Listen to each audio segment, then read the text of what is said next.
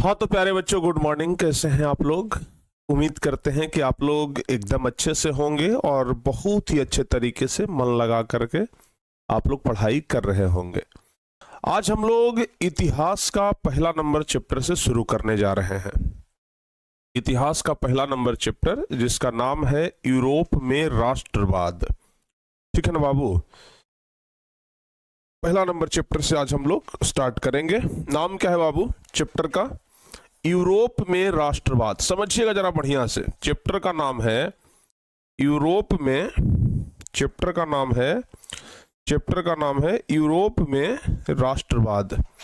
ठीक है, चैप्टर का नाम है यूरोप में राष्ट्रवाद। तो आज हम लोग समझेंगे यूरोप में राष्ट्रवाद को। देखिए, यूरोप तो एक महादेश है, आपको पता भी है, जिसमें कि बहुत सारे देश शामिल हैं। इटली हो गया, जर्मनी हो गया, ये सब बहुत सारे देश शामिल हैं जिसके बारे में मुख्य रूप से हमें पढ़ना है। इस चैप्टर में हम लोगों को मुख्य रूप से पढ़ना है यूरोप में। ठीक है ना? तो यूरोप के बारे में हम लोग को पढ़ना है और यूरोप में मुख्य रूप से जर्मनी के बारे में पढ़ना है।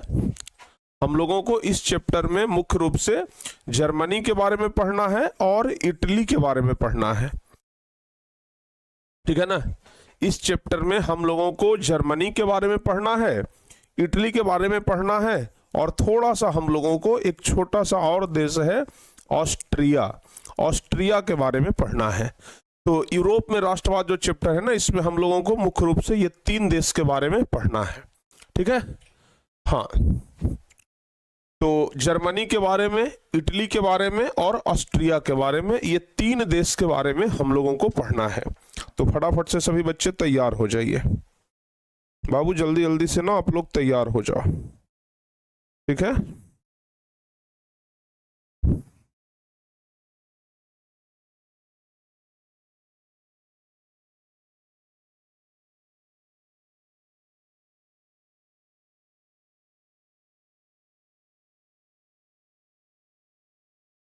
अभी तक नोटिफिकेशन नहीं गया है क्या? हम्म,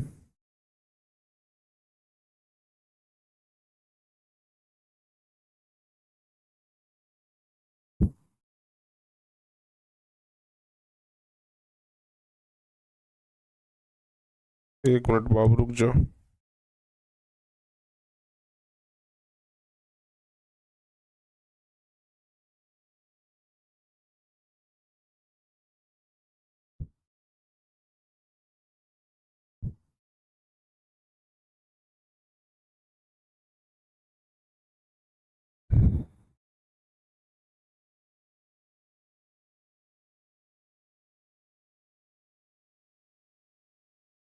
चलिए फटाफट से आप लोग जुड़ जाइए। नोटिफिकेशन आपके पास भेज दिया गया है बाबू। ठीक है ना? नोटिफिकेशन आपके पास भेज दिया गया है, अब बाबू आप लोग देख लीजिएगा। ठीक है? हाँ, चलिए भाई आगे बढ़ते हैं। नोटिफिकेशन सेंड कर दिया गया है, नोटिफिकेशन आपके पास चला गया होगा। ठीक है ना? चला गया ना? चलिए, तो यूरोप के बारे में ध्यान रखिएगा। यूरोप में बहुत सारा देश आता है जिसमें कि हम लोगों को मुख्य रूप से जर्मनी के बारे में पढ़ना है, इटली के बारे में पढ़ना है और ऑस्ट्रिया के बारे में पढ़ना है। तो बाबू ध्यान रखिएगा, यूरोप में बहुत सारे देश हैं लेकिन हम लोगों को जर्मनी, इटली और ऑस्ट्रिया के बारे में पढ़ना है। ठीक है ना? अच्छा, ये राष्ट्रवाद मतलब क्या होता है? राष्ट्रवाद कहने का मतलब क्या होता है? देखो बाबू, राष्ट्रवाद कहने का मतलब होता है, अगर मान लिया जाए, राष्ट्रवाद कहने का मतलब क्या होता है ना, ये हम आपको बता रहे हैं। अगर मान लिया जाए कि किसी भी व्यक्ति के ऊपर कोई अत्याचार हो, किसी व्यक्ति के ऊपर कोई अत्याचार हो, मान लिया जाए आप ही के ऊपर कोई अत्याचार हो, हमारे ऊपर कोई अत्याचार हो, या फिर समाज में रहने वाले किसी भी व्यक्ति के ऊपर अगर कोई अत्याचार हो, तो उस अत्याचार को हम कितना दिन तक बर्दाश्त करेंगे? कभी ना कभी तो आवाज उठाएंगे ना। बताओ बाबू, कभी ना कभी तो आवाज उठाएंगे ना। अगर हमारे देश को बर्बाद किया जा रहा है, जैसे मान लिया जाए अगर भारत के प्रधानमंत्री नरेंद्र मोदी हैं और अगर नरेंद्र मोदी जनता के लिए बढ़िया काम करेंगे तब तो ठीक है। अगर जनता के लिए बढ़िया काम नहीं करेंगे जनता भूखले मर रहा है, अब मोदी जी को कोई मतलब नहीं है। जनता अपना तराही कर रहा है, जनता का फसल बर्बाद हो रहा है, जनता किसी भी तरीके से अपना जीवन यापन कर रहा है, मोदी जी को कोई मतलब नहीं। तो जनता तो आवाज उठाएगी ना भाई कि तभी मोदी जी क्यों काम के हैं, मोदी जी क्या काम के हैं, आखिर ये हमारे राजा हैं तो किस काम के हैं। सब लोग तो आवाज उठाएगा, सब लोग आवाज उठाएगा कि नहीं उठाएगा, आवाज उठाएगा ना। तो उसी तरीके से बाबू यहां पर आवाज लोगों ने उठाया जब जनता पर अत्याचार हुआ। ध्यान रखिएगा, एक राजा था, ठीक है ना, हम आपको एकदम बढ़िया समझा रहे हैं। एक राजा था जिसका नाम था लुई 16वां, लुई 16वां, ध्यान रखिएगा। तो ये जो लुई 16वां था ना, ये बुर्बो राजवंश का राजा था, ठीक है, बुर्बो राजवंश का राजा था। तो ये राजा जो था लुई 16वां, ये बहुत ही निरंकुश राजा था। निरंकुश, निरंकुश किसको कहते हैं, जिस पर कोई अंकुश ना हो, जिस पर कोई अंकुश ना हो उसे निरंकुश कहते हैं, पता है ना। जिस पर कोई अंकुश ना हो उसे क्या कहते हैं, निरंकुश कहते हैं, याद है कि नहीं है। जिस पर कोई अंकुश ना हो उसको निरंकुश कहते हैं, ध्यान रखिएगा।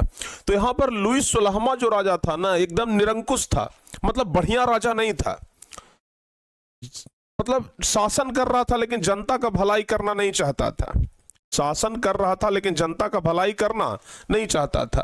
तो भाई जब जनता का भलाई नहीं करोगे तो जनता आवाज उठाएगा।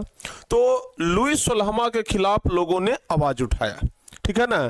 तो ध्यान रखिएगा कि जब देश में रहने वाले लोग अपने न्याय के प्रति आवाज उठाए, जब देश के प्रति आवाज उठाए, ठीक है ना, जब देश के प्रति लोगों का लगाव बढ़े तो उसी को क्या कहते हैं, राष्ट्रवाद कहते हैं। उसी को क्या कहते हैं, राष्ट्रवाद कहते हैं बाबू, ठीक है ना, ध्यान रखिएगा। उसी को क्या कहते हैं, राष्ट्रवाद कहा जाता है। क्लियर, याद रहेगा।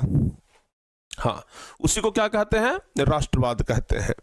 इस चैप्टर में हम लोगों को 1789 ईस्वी के क्रांति के बारे में पढ़ना है, उसके बाद 1830 के क्रांति के बारे में पढ़ना है और 1848 के क्रांति के बारे में पढ़ना है। ये 3 क्रांति के बारे में हम लोगों को पढ़ना है बाबू, ठीक है ना।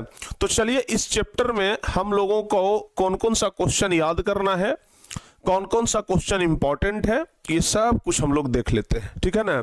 इस चैप्टर में हम लोगों को कौन कौन सा क्वेश्चन याद करना है, कौन कौन सा क्वेश्चन इंपॉर्टेंट है, महत्वपूर्ण प्रश्न कौन कौन सा है, ये सब ना हम लोग देख लेते हैं। तो चलिए आप सभी बच्चे तैयार हो जाइए।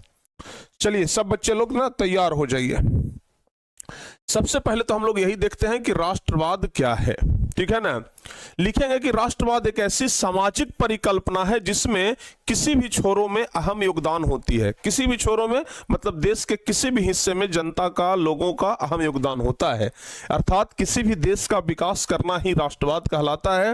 राष्ट्रवाद का विकास 19वीं शताब्दी में यूरोप में हुआ था। क्योंकि हम लोग पढ़ रहे हैं यूरोप में राष्ट्रवाद, तो यूरोप में ही राष्ट्रवाद का शुरुआत हुआ था, ध्यान रखिएगा। तो राष्ट्रवाद अपने देश के प्रति सोच और लगाव की भावना का विकास करता है। कोई भी व्यक्ति अगर किसी भी देश में रहता है, अगर उस देश में लोगों पर अत्याचार हो रहा है तो वहां पर राष्ट्रवाद पनपता है, और जिस व्यक्ति में यह भावना पनपती है उसे राष्ट्रवादी व्यक्ति कहते हैं। यानी कि अगर हमारे अंदर ये राष्ट्रवाद की भावना पनप रही है तो हम राष्ट्रवादी व्यक्ति हो गए। आपके अंदर ये राष्ट्रवाद की भावना पनप रही है, ठीक है ना, तो राष्ट्रवादी व्यक्ति आप हो गए। एक लड़के मैसेज कर रहे हैं कि सर आप सोने भी नहीं दीजिएगा। रात भर सो तो लिए, अब कितना सोइएगा, अब कितना सुतिएगा भाई, उठ जाइए ना, आप पढ़िए। अब समझ में आया बाबू, समझ में आया कि नहीं आया। तो राष्ट्रवाद कहने का मतलब होता है, हम आपको शुरू में समझा दिए कि राष्ट्रवाद कहने, एक मिनट रुक जाइए।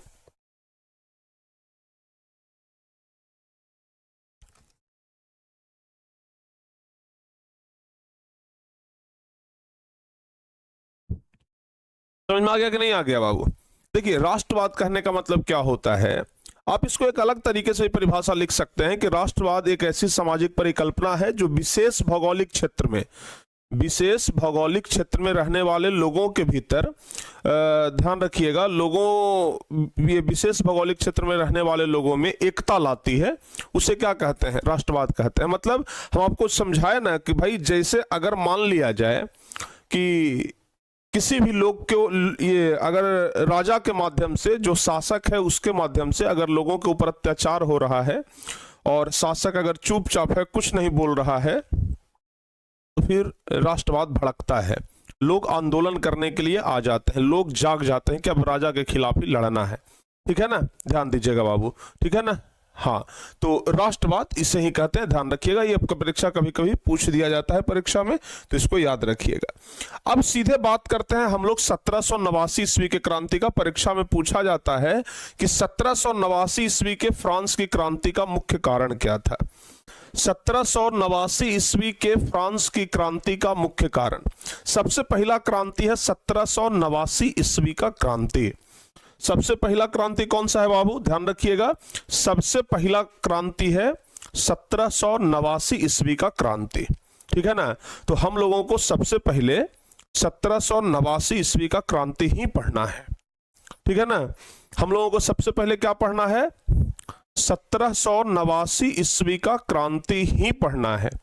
बताओ बाबू, समझ में आ गया ना, 1789 ईस्वी का क्रांति। तो अभी हम आपको बताएं कि जब 1789 ईस्वी का क्रांति हुआ तो उस समय शासक कौन था, राजा कौन था, बताओ बाबू जल्दी से। 1789 ईस्वी के क्रांति के समय शासक कौन था, तो याद रखिएगा लुई सुलहमा था। ठीक है ना, 1789 ईस्वी के क्रांति के समय शासक कौन था, तो जवाब होगा लुई सुलहमा था। ठीक है, तो लिखेंगे 1789 ईस्वी के फ्रांस की क्रांति का मुख्य कारण राजनीतिक कारण था, आर्थिक कारण, सामाजिक कारण और बौद्धिक कारणों को माना जाता है। देखिए 1789 ईस्वी के फ्रांस की क्रांति का मुख्य कारण बहुत सारा कारण है, सामाजिक कारण भी है, कुछ आर्थिक कारण भी है, सामाजिक कारण के अलावा कुछ बौद्धिक कारण भी है, राजनीतिक कारण भी है। ठीक है ना, क्योंकि फ्रांस की क्रांति के समय राजा कौन था, तो निरंकुशवादी शासक लुई सुलहमा था। इसके काल में भ्रष्टाचार का बोलबाला था, सभी प्रदेशों की आर्थिक स्थिति खराब थी, जबकि पादरी और कुलीन वर्ग की स्थिति अच्छी थी। पादरी और कुलीन वर्ग की स्थिति अच्छी थी, लेकिन बाकी सभी, अच्छा ये पादरी वर्ग और कुलीन वर्ग क्या होता है, देखिए ना बाबू, समझिएगा जरा ध्यान से। पादरी वर्ग कहने का मतलब होता है धर्मगुरु। ठीक है ना, जैसे हिंदुओं में धर्मगुरु पंडित जी होते हैं, मुसलमानों में धर्मगुरु मौलवी साहब होते हैं, उसी प्रकार से ईसाइयों में धर्मगुरु को क्या कहा जाता है, पादरी कहा जाता है। तो उनका स्थिति बढ़िया था। ठीक है ना, हाँ, और कुलीन वर्ग होता है मतलब थोड़ा बड़ा आदमी, मतलब पैसा वाला आदमी। तो ध्यान रखिएगा, सभी प्रदेशों की आर्थिक स्थिति खराब थी, पादरी और कुलीन वर्ग की स्थिति अच्छी थी। यानी कि जो पादरी वर्ग के थे, जो कुलीन वर्ग के थे, उनका स्थिति जो था ना वो बहुत अच्छा था। इस क्रांति के मार्ग को वॉल्टेयर, रूसो तथा मोनेस्क्यू ने आगे बढ़ाया था। यानी कुल मिलाकर के कहें तो बाबू 1789 ईस्वी की फ्रांस की क्रांति का कारण यही था।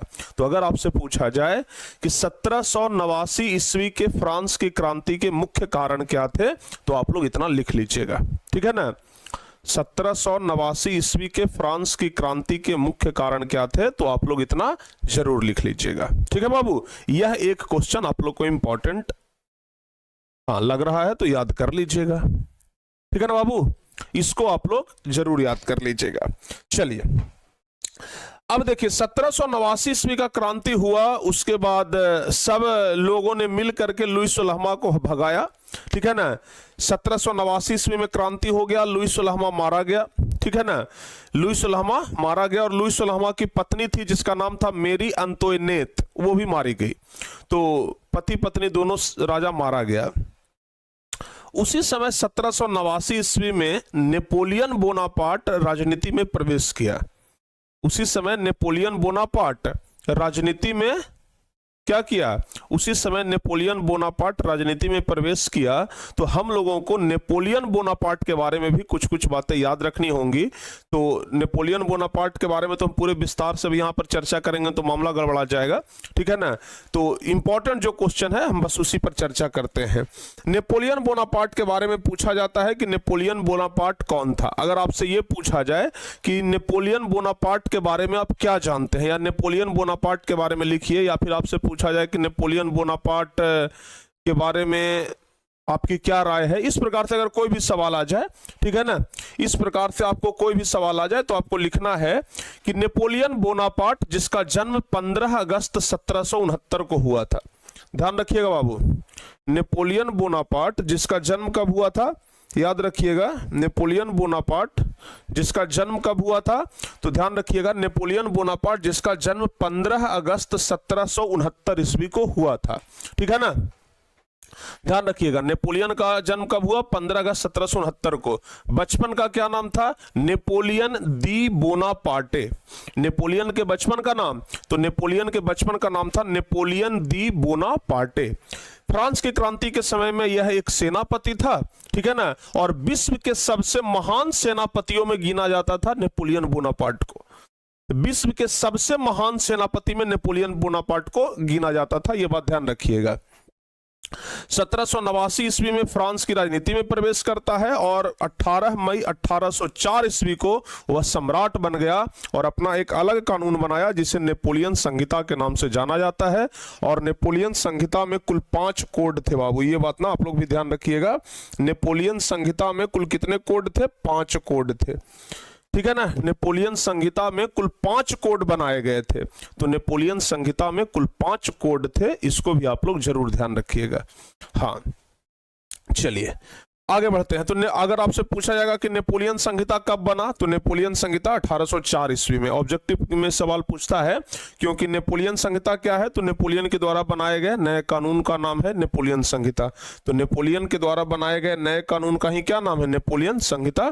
तो ये सब आप लोग ध्यान रखिएगा। अच्छा, अब आपसे पूछा जाएगा कि नेपोलियन के द्वारा कौन कौन सा मुख्य कार्य किया गया। जब 1804 ईस्वी में नेपोलियन सम्राट बन गया तो नेपोलियन के द्वारा कौन कौन सा कार्य किया गया, नेपोलियन कौन कौन काम किया, ये आपसे पूछा जाएगा, ठीक है ना। हाँ बाबू ध्यान रखिएगा, 5 कोड थे बिल्कुल। तो अगर आपसे पूछा जाए कि नेपोलियन के द्वारा कौन कौन सा कार्य किया गया, अगर आपसे पूछा जाए कि नेपोलियन के द्वारा कौन कौन सा कार्य किया गया, तो याद रखिएगा नेपोलियन के द्वारा बहुत सारा कार्य किया गया। सबसे पहला तो कि विशेषाधिकार को समाप्त कर दिया। नेपोलियन जो था वो विशेषाधिकार को समाप्त किया, मतलब पादरी वर्ग को, कुलीन वर्ग को जो विशेष अधिकार मिला था ना, वो विशेषाधिकार को क्या कर दिया, पूर्ण तरीके से समाप्त किया। तो नेपोलियन जो था वो विशेषाधिकार को समाप्त कर दिया। यातायात के साधन को सुगम और सस्ता कर दिया।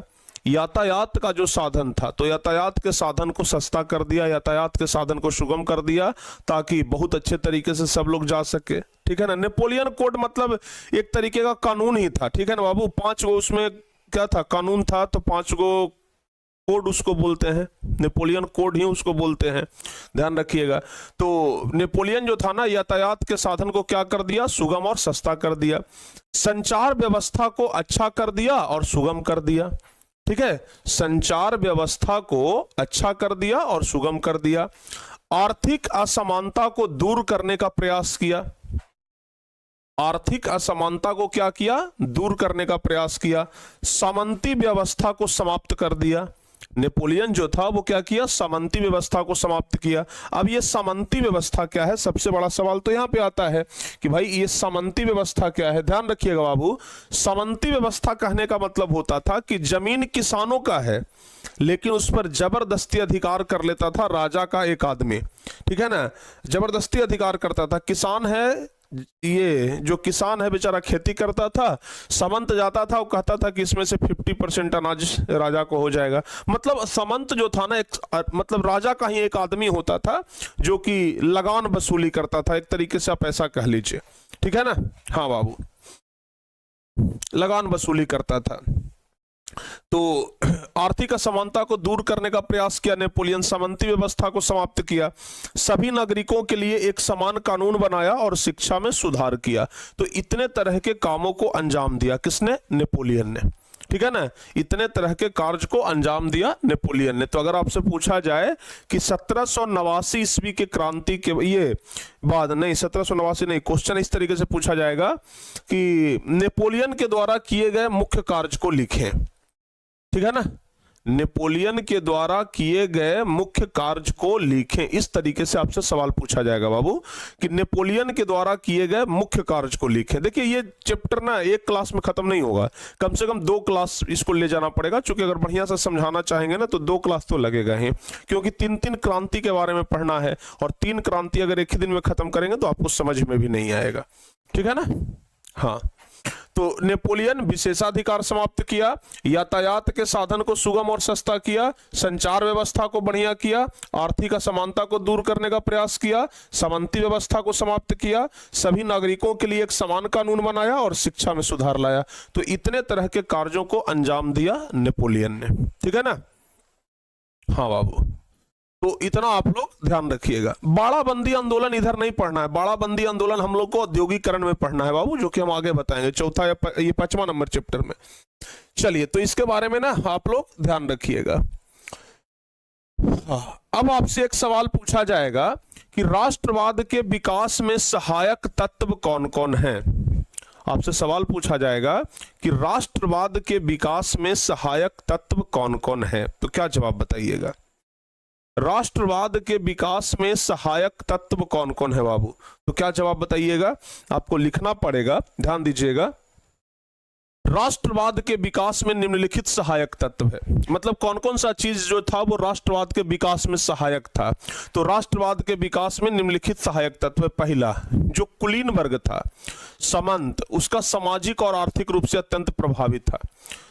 मतलब कि समाज में ज्यादा बोलबाला किसका था, तो सामंतों का था, पादरी वर्ग का था और कुलीन वर्ग का था।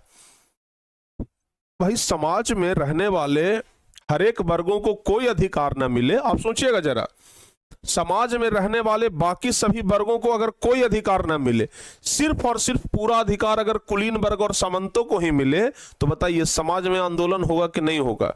जैसे सोचिए, हमारे समाज में बहुत सारे लोग रहते हैं, अगर कुछ लोगों को सरकार खूब वैल्यू दे, खूब रुपया पैसा दे, खूब इज्जत दे, और कुछ लोगों को इज्जत अगर नहीं देगा, तब क्या होगा। लोगों के अंदर तो गुस्सा आएगा ना, बताओ बाबू, लोगों के अंदर तो गुस्सा आएगा। तो वही हुआ, ठीक है ना, कि समाज में कुलीन वर्ग सामंत का सामाजिक और आर्थिक रूप से बहुत ज्यादा प्रभावी होना, यानी कि जो कुलीन वर्ग था, जो सामंतवाद था, वो बहुत ही जबरदस्त तरीके से समाज में प्रभावित था। दूसरा, मध्यम वर्ग का उदय। ध्यान रखिएगा, मध्यम वर्ग जो कि साधारण नौकरी करने वाले लोग होते थे, ठीक है ना, साधारण नौकरी करके जीविकोपार्जन करने वाले जो लोग होते थे, उसे ही क्या कहा गया है, उसे ही क्या कहा गया, उसे ही कहा गया मध्यम वर्ग। तो बाबू मध्यम वर्ग सबसे ज्यादा पढ़ा लिखा वर्ग होता था। अगर आपसे ऑब्जेक्टिव में पूछा जाए कि सबसे अधिक पढ़ा लिखा वर्ग कौन होता था, सबसे अधिक पढ़ा लिखा वर्ग कौन होता था, तो याद रखिएगा सबसे अधिक पढ़ा लिखा वर्ग मध्यम वर्ग ही होता था। सबसे अधिक पढ़ा लिखा वर्ग कौन होता था, तो सबसे अधिक पढ़ा लिखा वर्ग मध्यम वर्ग ही होता था। ठीक है ना, तो मध्यम वर्ग जो था वो सबसे अधिक पढ़ा लिखा वर्ग था। उसके अलावा नुक्कड़ नाटक, खेल ड्रामा के जरिए लोगों को जागरूक करने का प्रयास किया। जो नेपोलियन बोनापार्ट था ना, नेपोलियन बोनापार्ट जो था वो क्या किया कि नुक्कड़ नाटक करता था, ठीक है ना, मतलब गली मोहल्लों में जाकर के नाटक करता था, ड्रामा करता था, और ड्रामा करके, नाटक करके लोगों को समझाने का प्रयास करता था कि भाई तुम्हारे साथ अत्याचार हो रहा है, कम से कम संभल जाओ। ठीक है ना, तो ध्यान रखिएगा, नुक्कड़ नाटक, खेल ड्रामा के जरिए लोगों को जागरूक करने का प्रयास किया, और उसको क्या कहते हैं, रूमानीवाद कहा जाता है। ठीक है ना, तो क्वेश्चन यही कह रहा है कि राष्ट्रवाद के विकास में सहायक तत्व कौन कौन सा है, तो इतना आप लोग को ध्यान रखना होगा कि राष्ट्रवाद के विकास में सहायक तत्व कौन कौन सा है। बताओ बाबू, याद रहेगा। हाँ, राष्ट्रवाद के विकास में सहायक तत्व कौन कौन सा है, ये सब आप लोगों को ध्यान रखना पड़ेगा। बोलिए, याद रहेगा।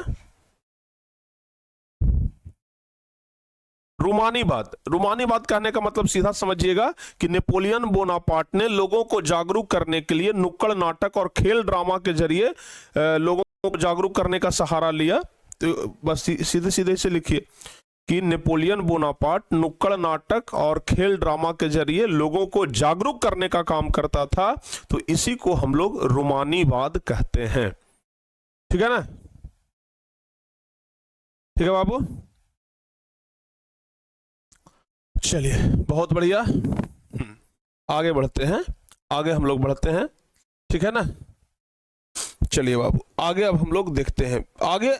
अब देखिए, अब चूंकि नेपोलियन बोनापार्ट जो था वो लगातार अपने क्षेत्र में विस्तार कर रहा था और विस्तार करते करते करते करते बेचारा 1815 ईस्वी में एक युद्ध लड़ता है, वाटरलू का युद्ध, और 1815 ईस्वी के युद्ध में ये बेचारा हार जाता है। ठीक है ना। तो नेपोलियन जो था ना वो 1815 ईस्वी के युद्ध में हार गया। नेपोलियन बोनापार्ट बहुत बढ़िया काम कर रहा था जनता के लिए, लेकिन अब इसने सोच लिया ना कि हम भाई पृथ्वी पर आए ही हैं इसलिए ताकि लोगों का जितना ज्यादा हो सके भला करे, और लोगों को भला करने के चक्कर में ये क्या किया कि अगल बगल के सभी क्षेत्रों पर कब्जा करना शुरू कर दिया। यानी कि जहां पर जर्मनी में था वहां तो ठीक था, अगल बगल के सभी क्षेत्रों पर जबरदस्ती कब्जा करने लगा और कब्जा करके उसका विकास करने का प्रयास किया। तो वहां पर क्या हुआ कि 1815 ईस्वी में इसी सिलसिले में ये क्या होगा, एक युद्ध लड़ा। ठीक है ना। जब युद्ध लड़ा एक तरफ से, ध्यान दीजिएगा, जब एक तरफ से नेपोलियन बोनापार्ट युद्ध लड़ता है तो ये हार जाता है। ठीक है ना। तो जब ये हार गया तो उसके बाद एक समझौता हुआ। 1815 में वाटरलू के युद्ध में हार गया, उसके बाद इसको सेंट हेलेना नामक टापू पर भेज दिया गया, द्वीप पर। तो अब क्या हुआ कि जो ऑस्ट्रिया का चांसलर था मेटरनिक, हम शॉर्टकट में आपको कहानी बता रहे हैं, ज्यादा लंबा नहीं कर रहे हैं, क्योंकि ज्यादा लंबा करेंगे तो ये क्लास 8 दिन में खत्म होगा। तो ऑस्ट्रेलिया का जो राजा था ना मेटरनिक, अब मेटरनिक क्या बोला कि भाई नेपोलियन जो भी बढ़िया बढ़िया काम किया है सब काम को समाप्त कर दिया जाए। नेपोलियन के द्वारा जो भी बढ़िया कार्य किया गया है उस सब कार्य को क्या किया जाए, समाप्त कर दिया जाए। नेपोलियन के द्वारा किए गए सभी कार्य को समाप्त कर दिया जाए। तब नेपोलियन के द्वारा किए गए कार्य को समाप्त करने के लिए इसने एक सम्मेलन बुलाया जिसको कहते हैं वियना सम्मेलन। ठीक है ना, जिसको क्या कहते हैं, वियना सम्मेलन। तो परीक्षा में एक सवाल आता है कि वियना सम्मेलन का क्या लक्ष्य था। सेम टू सेम यही सवाल, ठीक है ना, सेम टू सेम ये सवाल आएगा कि वियना सम्मेलन का क्या लक्ष्य था। ठीक है बाबू, सेम टू सेम यही सवाल आएगा कि वियना सम्मेलन का क्या लक्ष्य था। तो क्या बताइएगा।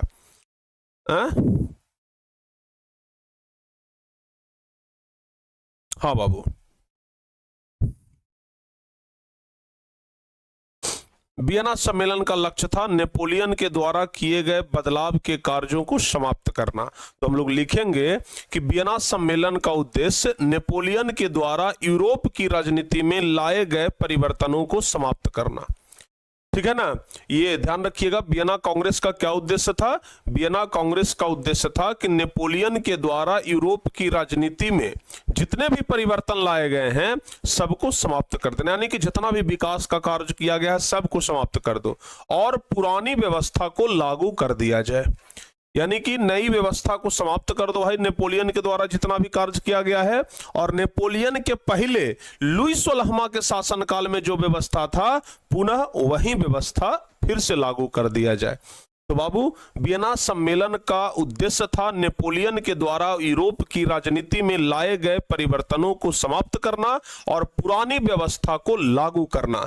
1789 से लेकर के 1815 तक जो भी घटना घटी है उसे दोहराया ना जाए और नेपोलियन के द्वारा जो भी विकास का आंदोलन चलाया गया है उसे दबा दिया जाए। और कहा गया कि यूरोप में जैसी स्थिति है उसमें कोई परिवर्तन नहीं होना चाहिए।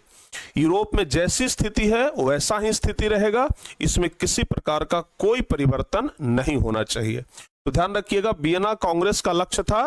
ऑब्जेक्टिव में भी पूछता है कि वियना कांग्रेस का लक्ष्य क्या था, तो सीधे लिखिएगा पुरातन व्यवस्था को लागू करना। यानी कि नेपोलियन के पहले जो पुरानी व्यवस्था थी लुई 16वां के शासनकाल में, उसी व्यवस्था को लागू करना ही इसका मुख्य लक्ष्य था। ठीक है ना। हाँ, ये इंपॉर्टेंट क्वेश्चन है बाबू, बहुत इंपॉर्टेंट क्वेश्चन है, ये बहुत ही ज्यादा महत्वपूर्ण क्वेश्चन है कि वियना कांग्रेस का लक्ष्य क्या था। तो इसको आप लोग जरूर याद रखिएगा। अब सुनिए, अब जब नेपोलियन को बंदी बना लिया गया, जब नेपोलियन चला गया, ठीक है ना, जब नेपोलियन चला गया तो उसके बाद फिर नया राजा बनाया गया लुई 18वां को। ध्यान रखिएगा, जब लुई 18वां जब राजा बना तो उसके बाद लुई 18वां को राजा कौन बनाया? वही बुर्गो राजवंश का ही राजा था लुई 18वां। मेटरनिख राजा बनाया, जो कि ये ऑस्ट्रिया का चांसलर था। तो अब सबसे बड़ा सवाल तो यही आता है, दो क्वेश्चन यहां से महत्वपूर्ण बनता है, एक कि मेटरनिख कौन है और दूसरा कि मेटरनिख काल से आप क्या समझते हैं। तो बाबू सबसे पहला सवाल तो आता है मेटरनिख के बारे में कि मेटरनिख कौन था। बताओ बाबू कौन था मेटरनिख?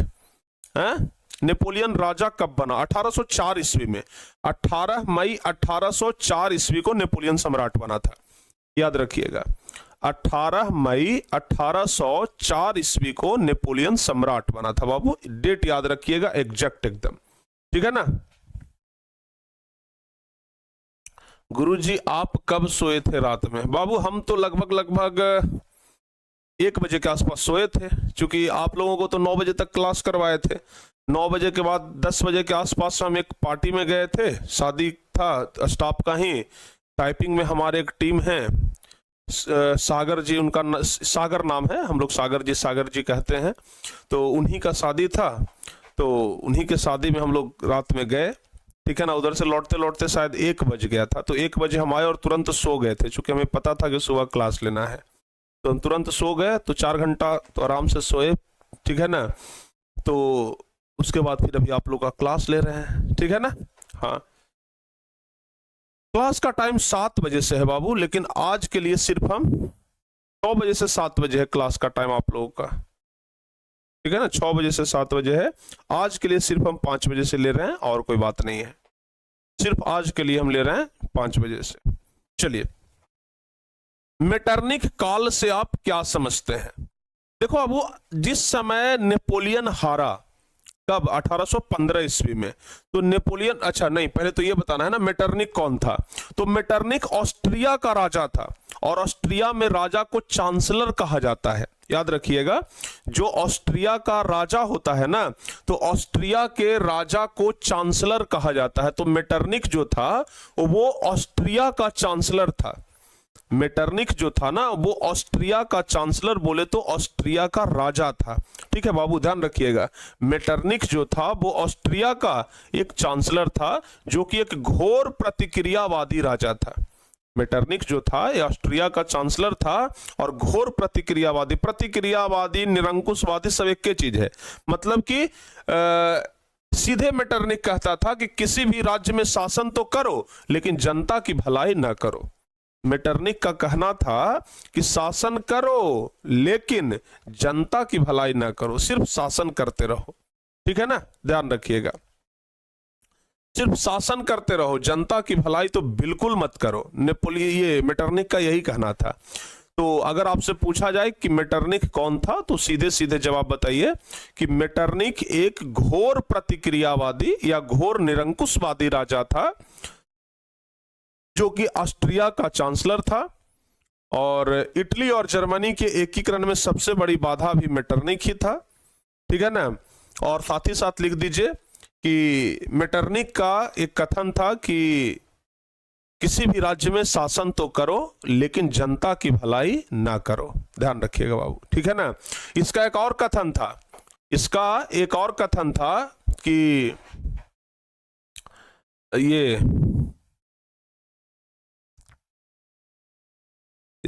कथन था, देखिए ना, याद नहीं आ रहा है। मेटरनिख का ही कथन था कि जर्मनी जब छिकता है तो पूरे यूरोप को संक्रमण हो जाता है, ठीक है ना। जर्मनी जब छिकता है तो पूरे यूरोप को सर्दी जुकाम हो जाता है, ठीक है ना, यही था ना। हाँ, ध्यान रखिएगा। फ्रांस, हाँ नहीं बाबू, जर्मनी नहीं, फ्रांस जब छिकता है तो पूरे यूरोप को, ये पूरा यूरोप संक्रमित हो जाता है। हम जर्मनी बोल दिए, सॉरी, फ्रांस जब छिकता है तो पूरा यूरोप संक्रमित हो जाता है, ठीक है ना। हम वही कंफ्यूज हो रहे थे कि लगता है कुछ गलत बोल रहे हैं। फ्रांस जब छिकता है तो पूरा यूरोप को सर्दी जुकाम हो जाता है, पूरा यूरोप संक्रमित हो जाता है। ये कथन भी किसका है? ये कथन भी मेटरनिख का ही है, ध्यान रखिएगा, ठीक है ना। हाँ, चलिए, मेटरनिख काल क्या है? देखो, अब वो मेटरनिख जो है ना, वो मुख्य रूप से पावर में आया था 1815 ईस्वी में, जब नेपोलियन हार गया वाटरलू के युद्ध में। तो जब नेपोलियन वाटरलू के युद्ध में हार गया 1815 ईस्वी में, तो 1815 ईस्वी से लेकर के 1848 तक का जो समय है, 1815 ईस्वी से लेकर के 1848 ईस्वी तक का जो समय है उसे ही मेटरनिख काल कहा जाता है।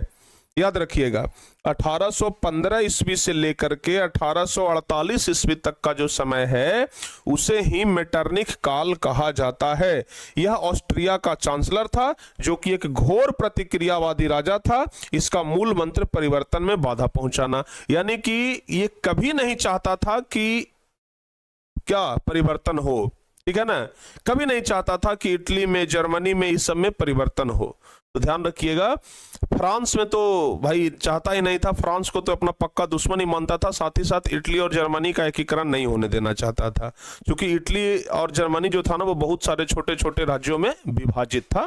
तो इसको आप लोग ध्यान रखिएगा। तो अगर आपसे पूछा जाए कि मेटरनिख काल से क्या समझते हैं, तो सीधे लिखिए कि 1815 ईस्वी से लेकर के 1848 तक का जो समय है उसे ही मेटरनिख काल कहा जाता है। ठीक है बाबू, अगर हम मेटरनिख के पास होते तो उसको गोली मार देते। सब लोग वही सोचते होंगे, लेकिन मेटरनिख एक पावरफुल राजा था ना। उस समय के लोगों के मन में भी यही ख्याल आता होगा, लेकिन क्या करें, बेचारे मजबूर थे, ठीक है ना, बेचारे सब एकदम लाचार थे। ध्यान रखिएगा। चलिए, सबका कमेंट पहुंच रहा है बाबू, चिंता ना करिए, ठीक है ना। अब आगे बढ़ते हैं, बाबू।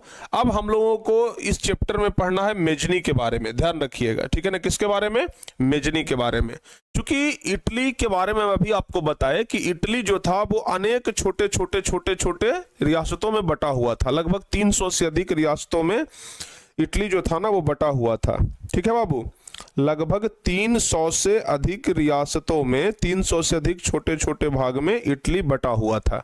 ठीक है, 300 से अधिक छोटे छोटे भाग में इटली जो था ना वो बटा हुआ था। तो इसी के बारे में अब हम लोग को पढ़ना है कि मेजनी कौन था। ठीक है ना, क्या पढ़ना है, मेजनी कौन था, ध्यान रखिएगा।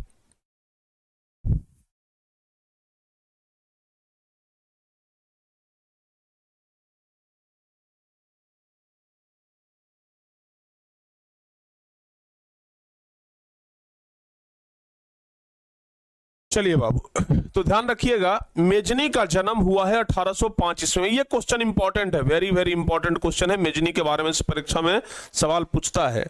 मेजनी का जन्म हुआ 1805 ईस्वी में। मेजनी का जन्म कब हुआ, मेजनी का जन्म हुआ 1805 ईस्वी को जेनेवा में। ठीक है ना, मेजनी का जन्म होता है 1805 ईस्वी को जेनेवा में। ठीक है ना, मेजनी को इटली के एकीकरण का मसीहा कहा जाता है। जो मेजनी है, मेजनी को इटली के एकीकरण का मसीहा कहा जाता है, कि भाई जो मेजनी है ना, इटली के एकीकरण का असली मसीहा मेजनी ही है। यह एक कर्मठ कार्यकर्ता था, लेखक था और दार्शनिक भी था। इन्होंने 1830 ईस्वी में नागरिक आंदोलन चलाया था। मेजनी जो था वो 1830 ईस्वी में नागरिक आंदोलन चलाया कि भाई हमको अच्छे तरीके से इटली का एकीकरण करना है। तो 1830 ईस्वी में जब नागरिक आंदोलन चलाया तो इसका समर्थन किया पूरी जनता मिलकर के। भाई मेजनी एक बड़ा नेता था, लोगों का विश्वास था इसके ऊपर। तो जब नागरिक आंदोलन चलाया ना तो जनता का बहुत ज्यादा समर्थन प्राप्त हुआ।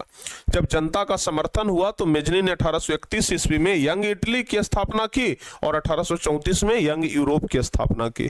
तो परीक्षा में सवाल आता है, यंग इटली और यंग यूरोप की स्थापना कौन किया। तो ध्यान रखिएगा, यंग इटली और यंग यूरोप का स्थापना किया था मेजनी ने। ठीक है, यंग इटली का स्थापना कब हुआ, तो यंग इटली का स्थापना 1831 में और यंग यूरोप का स्थापना 1834 में। ठीक है बाबू, ठीक है ना, हाँ याद रखिएगा। 1831 ईस्वी में यंग इटली और 1834 ईस्वी में यंग यूरोप। तो यहां से सवाल बनता है कि ये यंग इटली का स्थापना कौन किया, तो यंग इटली का स्थापना मेजनी किया। यंग यूरोप का स्थापना कौन किया, तो यंग यूरोप का भी स्थापना मेजनी किया। आपसे सवाल पूछा जाएगा कि इटली के एकीकरण का मसीहा किसे कहा जाता है। तो बताओ बाबू क्या होगा, इटली के एकीकरण का मसीहा किसे कहा जाता है। तो इटली के एकीकरण का मसीहा कहा जाता है मेजनी को ही।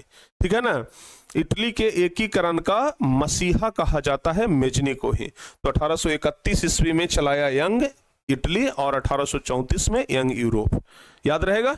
चलिए, तो मेजनी के बारे में एक महत्वपूर्ण सवाल बनता है जिसको कि आप लोग जरूर ध्यान रखिएगा। ठीक है बाबू, ये ध्यान रखिएगा आप लोग। चलिए, अब बात करते हैं हम लोग 1830 ईस्वी के क्रांति का।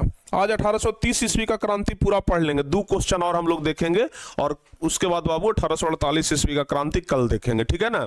और उसके बाद कुछ क्वेश्चन बैंक वाला क्वेश्चन जो कि हम आपको कल ही बताएंगे। ठीक है ना।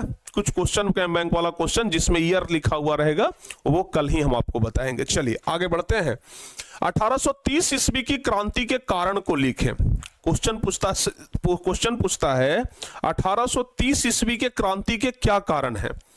1830 ईस्वी के क्रांति के क्या कारण हैं। 1830 ईस्वी के क्रांति के कारण को लिखें।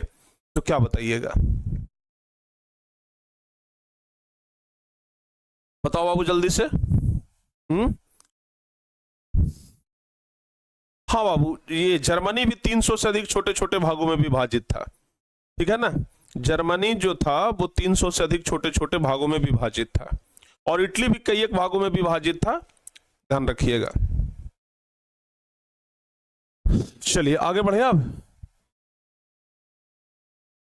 बिल्कुल दिसंबर में आप लोग का ना क्रैश कोर्स खत्म हो जाएगा। 2 क्लास अब लेंगे लगातार ना, दिसंबर में खत्म हो जाएगा। अंतिम दिसंबर तक जाते जाते समाप्त हो जाना चाहिए। हिंदी और संस्कृत में क्या, हिंदी और संस्कृत में लगभग सब क्वेश्चन याद करना पड़ता है भाई।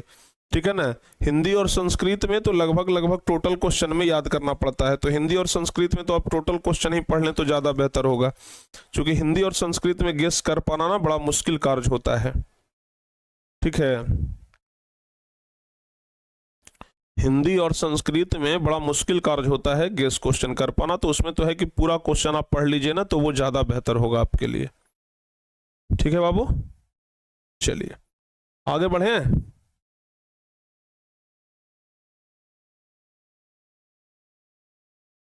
चलिए आगे बढ़ते हैं। कराया गया जुलाई 1830 ईस्वी की क्रांति के कारण को लिखें। 1830 ईस्वी के क्रांति के कारण क्या है, तो लिखेंगे 1830 ईस्वी की क्रांति में 1830 ईस्वी में एक गृह युद्ध की शुरुआत हुई जिसे 1830 ईस्वी की क्रांति कहा जाता है। देखिए 1830 ईस्वी में एक गृह युद्ध हुआ था। ठीक है ना। और उस गृह युद्ध को ही बाबू कहा जाता है 1830 ईस्वी का क्रांति। ठीक है। अब कारण क्या था, अब जरा आप यहां पर समझिएगा कि 1830 ईस्वी के क्रांति का कारण क्या था।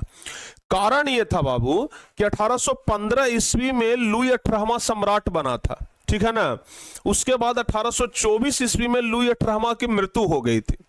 लुई 16वां के मृत्यु के बाद नेपोलियन राजा बना। नेपोलियन के बाद फिर लुई 18वां राजा बना। लुई 18वां का मृत्यु हो गया 1824 ईस्वी में। ठीक है ना। जब 1824 ईस्वी में लुई 18वां जब मर गया तो नया राजा बना था चार्ल्स दसम। नया राजा कौन बना था, चार्ल्स दसम। और चार्ल्स दसम भी एक प्रकार का निरंकुशवादी राजा ही था जो कि चर्च शक्ति को बढ़ा दिया। चर्च शक्ति, ईसाइयों का जो धर्म जगह, ये धर्म स्थल होता है ना, उसी को चर्च कहते हैं। तो ये क्या किया कि चर्च शक्ति को बढ़ा दिया, मताधिकार को सीमित कर दिया। कहा कि सिर्फ सामंतों को मताधिकार मिलेगा और किसी को मताधिकार नहीं मिलेगा। ठीक है ना। तो ये मताधिकार को सीमित कर दिया। साथ ही साथ पोलिगनेक को प्रधानमंत्री बनाया। ये जो व्यक्ति था ना, ये पोलिगनेक को क्या बनाया, प्रधानमंत्री बनाया। ध्यान रखिएगा, पोलिगनेक को प्रधानमंत्री बनाया। और 25 जुलाई 1830 को ये 4 नियम बनाया। 1 मिनट बाबू।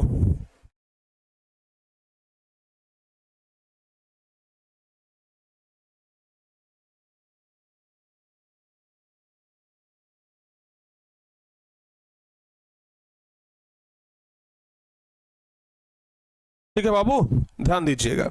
तो इस तरीके से उस समय ना एक गृह युद्ध हुआ। चूंकि ये प्रधानमंत्री किसको बना दिया है, पोलिगनेक को। और ये जो पोलिगनेक है ना, ये जो पोलिगनेक है बिल्कुल भी जनता का भलाई नहीं चाहता था, और इसलिए लोगों के अंदर ना गुस्सा था। तो ध्यान रखिएगा, लिखेंगे कि 1830 ईस्वी में एक गृह युद्ध की शुरुआत हुई थी जिसे जुलाई 1830 की क्रांति कहा जाता है। मेटरनिक का कथन था कि फ्रांस जब छींकता है तो पूरा यूरोप संक्रमित हो जाता है। फ्रांस जब छींकता है तो पूरा यूरोप संक्रमित हो जाता है। इस क्रांति में चार्ल्स दसम एक स्वेच्छाचारी निरंकुशवादी राजा था जिसने फ्रांस में पनप रही राष्ट्रीयता की भावना को दबाने का कार्य किया। ठीक है ना, ध्यान रखिएगा। क्रांति में चार्ल्स दसम एक स्वेच्छाचारी निरंकुशवादी राजा था, ठीक है ना। और ये जो चार्ल्स दसम था, ये क्या किया, जो फ्रांस में राष्ट्रीयता की भावना पनप रही थी उसको दबाने का कार्य किया और पोलिगनिक को प्रधानमंत्री बना दिया, जिसका विरोध सभी लोगों ने जम करके किया। और इसी को हम लोग कहते हैं 1830 ईस्वी की क्रांति। ठीक है ना, इसी को कहते हैं 1830 ईस्वी की क्रांति। ध्यान रखिएगा। तो आपसे एक सवाल और पूछा जाएगा कि 1830 ईस्वी के क्रांति के बारे में आप क्या जानते हैं, इसके प्रभावों को लिखें। 1830 ईस्वी के क्रांति के प्रभावों को लिखें, आपसे यह सवाल पूछा जाएगा। ठीक है ना।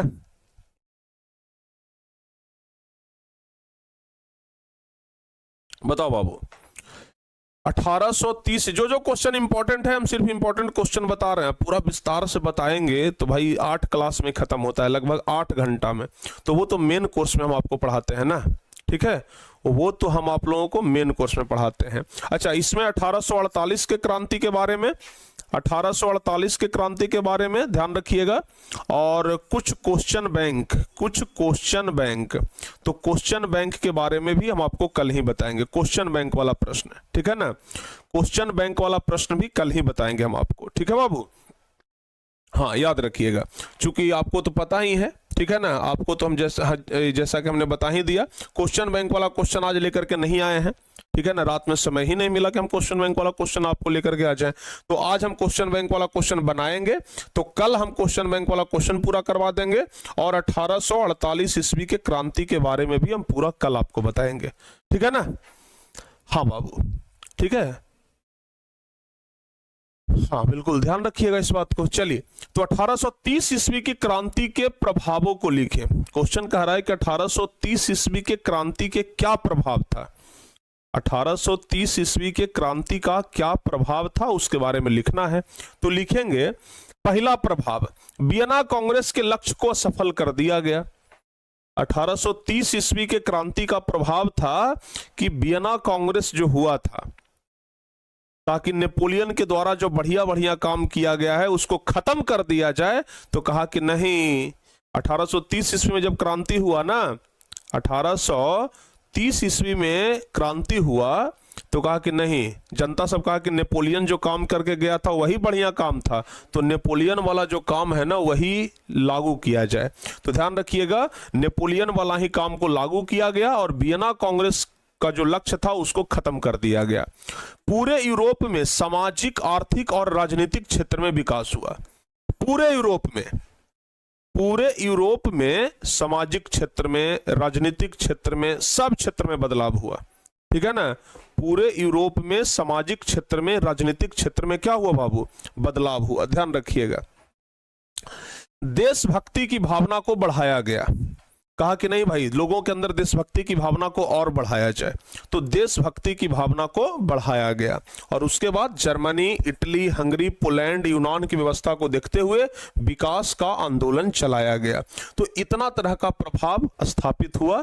ध्यान रखिएगा, कहां में, कहां में हुआ बाबू, हाँ यूरोप में, बिल्कुल सही जवाब। ठीक है ना, ध्यान रखिएगा। तो 1830 ईस्वी की क्रांति के प्रभावों को लिखना था, तो 1830 ईस्वी के क्रांति के प्रभावों को लिखे। 1830 ईस्वी के क्रांति के बारे में हम आपको बता दिए कि नेपोलियन व्यवस्था को पुनः लागू करने का मांग किया गया। ठीक है, चलिए, हाँ बाबू, पूरे क्षेत्र में बदलाव किया गया। तो इतना क्वेश्चन आज आप लोग बस ध्यान रखिए, आज हम इतना क्वेश्चन बताए हैं, आज इतना क्वेश्चन पर आप लोगों को कब्जा कर लेना है। जितना क्वेश्चन आज आप लोगों को बता दिया गया है, इतना क्वेश्चन पर आप लोगों को आज कब्जा कर लेना है। ठीक है बाबू, हाँ, जितना क्वेश्चन आज आप लोग को हम बता दिए, इतना क्वेश्चन पर आज आप लोगों को एकदम पूर्ण तरीके से कब्जा कर लेना है। कब्जा हो जाएगा, बताओ बाबू जल्दी से। जितना क्वेश्चन आज हम आपको बता दिए ना, उतना क्वेश्चन पर अगर आप कब्जा कर लेते हैं तो समझिए कि फिर आपको रोकने वाला कोई नहीं है। समझ में आया कि नहीं आया?